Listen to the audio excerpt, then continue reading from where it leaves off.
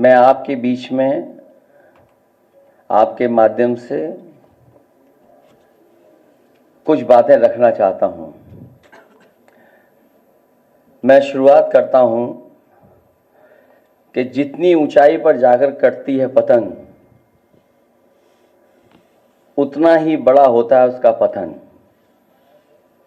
भाजपा कई दोषों के लिए जिम्मेदार है।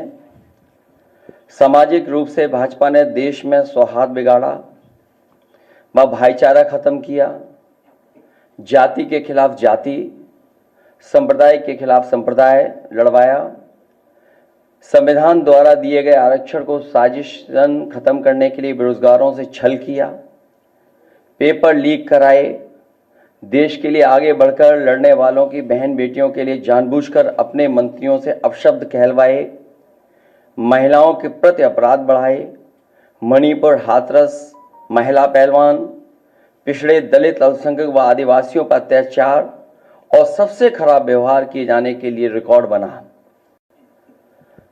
आर्थिक रूप से इलेक्टोरल बॉन्ड का ऐतिहासिक भ्रष्टाचार किया। इलेक्टोरल बॉन्ड के माध्यम से पैसा कमाने के लिए मुनाफाखोरी को बढ़ावा दिया, जिसने महंगाई को बढ़ाया। अपने फायदे के लिए भाजपा ने जनता पर बेतहाशा महंगाई थोप दी। नोटबंदी से व्यापार कारोबार चौपट कर दिया। भ्रष्ट जीएसटी से छोटे दुकानदार तक को मंदी का शिकार बना दिया। किसानों की जमीन हड़पनी चाहिए, काले कानून लाने चाहे, खाद की बोरी की चोरी की, लाभकारी मूल्य नहीं दिया, 35 सालों की सबसे बड़ी बेरोजगारी में देश को धकेला, महंगाई से गरीब को और गरीब बना दिया, अमीरों के अरबों के लोन माफ किए लेकिन किसानों के ऋण के लिए आत्महत्या के लिए मजबूर किया, ब्याज की दरें घटाकर मध्यम वर्ग की बचत को बेकार कर दिया, बैंकों में तरह तरह के चार्ज और पेनल्टी से लोगों के खाते दीमक की तरह अंदर ही अंदर खा गए, बैंक लॉकरों के नाम पर जिम्मेदारी से पल्ला झाड़ लिया, नैतिक रूप से चंदे तक का पैसा खा गए, केयर फंड के नाम के आगे पीएम के नाम का इस्तेमाल करके बाद में हिसाब देने से मना कर दिया, अपराधियों को शामिल करने, उनके कृत्यों पर पर्दा डालना, जैसे मणिपुर में अपने संगी साथियों द्वारा बेटी के साथ मानवीय व्यवहार में, बीएचयू छात्र अभद्रता कांड में, खीरी किसान हत्याकांड में, हाथरस की बेटी के बलात्कार हत्या व कानपुर देहात कांड में जहां मां बेटी को झोपड़ी में जिंदा जलाकर मार डाला, ऐसे अनगिनत उदाहरण हैं। शारीरिक रूप से देखें तो भाजपा लोगों के शरीर स्वास्थ्य से भी खिलवाड़ किया, उसके भी दोषी हैं। भाजपा ने बिना जांच परखे जानलेवा वैक्सीन लगवाई, कमीशन खाकर गलत दवाइयों को पास करके लोगों का जीवन खतरे में डाला। इसका सीधा असर जनता की सेहत पर पड़ेगा और आने वाली पीढ़ियों की तंदुरुस्ती पर भी। भाजपा पीढ़ियों पर प्रहार की दोषी भी है। न्यायालय तक में अपने लोग पिछले दरवाजे से सेट किए, न्यायाधीशों से खुलकर एक विचारधारा विशेष के लिए बयान दिलवाए, न्यायाधीशों को राजनीतिक पदों पर लालच देकर कानून तक को अपनी भ्रष्ट सोच से मैला कर दिया। यही काम यूनिवर्सिटी, कॉलेज, स्कूलों में किया। नौकरशाही में लेटरल एंट्री के बहाने यही धांधली की। योजना आयोग खत्म किया। ED, CBI, IT, income tax को सरकार बनाने, बचाने और चलाने के लिए इस्तेमाल किया। झूठे आंकड़ों से देश और दुनिया को छला, जिससे अंतर्राष्ट्रीय स्तर पर भारत को विकासशील देशों की श्रेणी से बाहर करने की बात से देश की शर्मिंदगी झेलनी पड़ी। विदेशों में बैठे भारतीयों को अपमान झेलना पड़ा। दुनिया में डंका बजाने की बात करने वालों का ही ढोल पिट गया।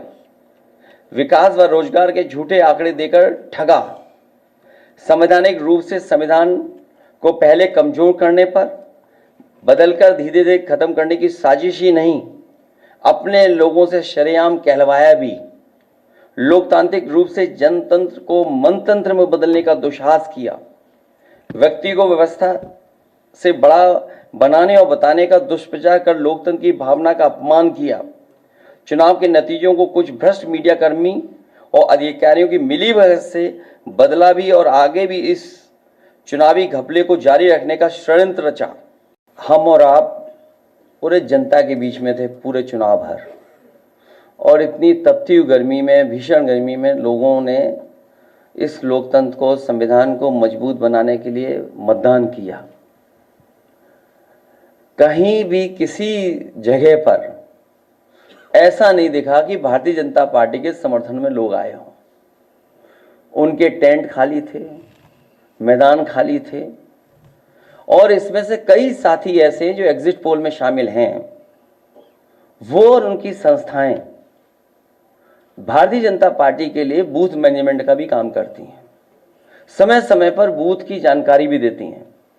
जो सवाल हमसे आप पूछ रहे हैं, वो सवाल मेरे मीडिया कर्मियों से ये भी है कि उन लोगों से भी पूछें कि जो एग्जिट पोल वाली संस्थाएं और एजेंसियां हैं, क्या वो भारतीय जनता पार्टी के लिए पिछले कई वर्षों से बूथ मैनेजमेंट का काम कर रहे हैं कि नहीं कर रहे हैं।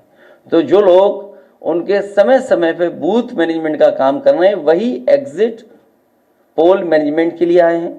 वो माहौल बना रहे हैं, विपक्ष के लोगों को डराना चाहते हैं। ये राजनीति इनकी पहले से रही है और इसी तरह करते आए हैं, लेकिन इस बार जनता भी तैयार है और इस देश का नौजवान से लेकर के हर वर्ग के लोग तैयार हैं कि उन्हें अपने मतदान किए हुए की रक्षा करनी है।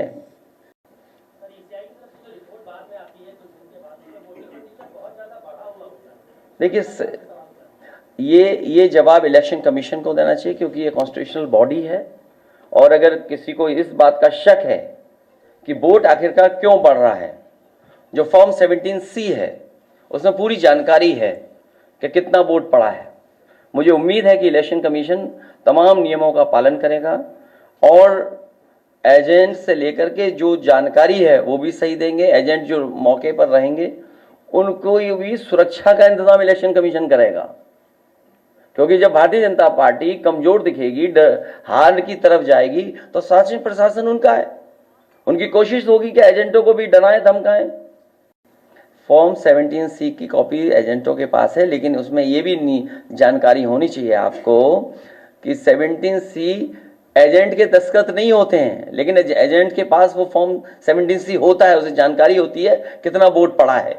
ये हमारी पार्टी के कार्यालय में हमारे पास पूरे हैं, क्योंकि हमें पता था कि बीजेपी किसी भी साजिश षड्यंत्र में शामिल हो सकती है, इसलिए जानकारी पूरी हम लोगों ने डे 1 से रखी है।